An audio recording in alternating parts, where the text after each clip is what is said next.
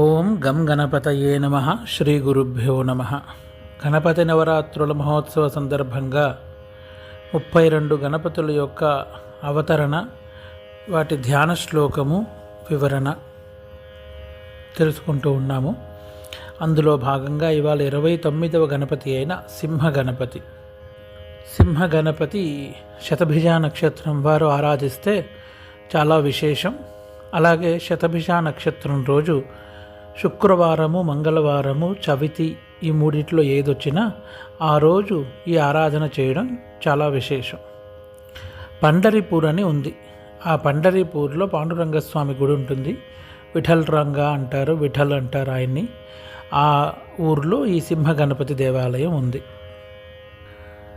ప్రతి చిన్న విషయానికి భయపడే చిన్నపిల్లలు కానీ పెద్దవారు కానీ ఎవరైనా సరే, ఒక కష్టం వచ్చింది, ఆ కష్టం నుంచి బయటపడడం తెలియక భయపడి చాలా కష్టాలకి లోనవుతారు.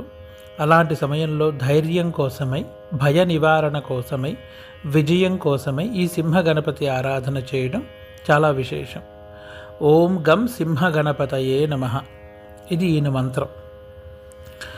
ఈయన ధ్యాన శ్లోకం వీణా కల్పతలాం మరించి వరదం దక్షే విధత్తే కరైః వామే తామరసం చ రత్నకలశాన్ సన్మంజరీం చాభయం శుండాదండలసన్ మృగేంద్రవదనః శంఖేందుగౌరశుభో దివ్యేంద్రత్న నిభాంశుకో గణపతిః పాయాత్ అపాయాత్సనః అని ప్రార్థన.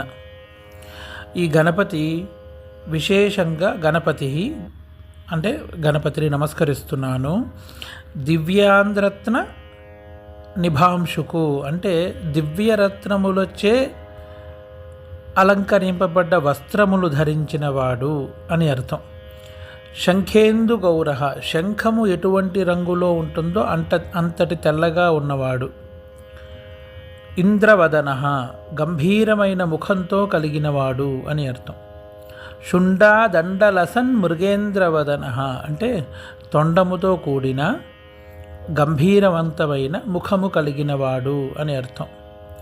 దాంతోపాటు విధత్తే కరై, చేతుల యందు ఏమేమి ధరించి ఉన్నాడు అనంటే వీణ, ఒక చేతిలో వీణ, కల్పలత, కల్పతరువు యొక్క లత అరించి, వరదహస్తము, అలాగే వామహస్తముల యందు తామరము, రసము,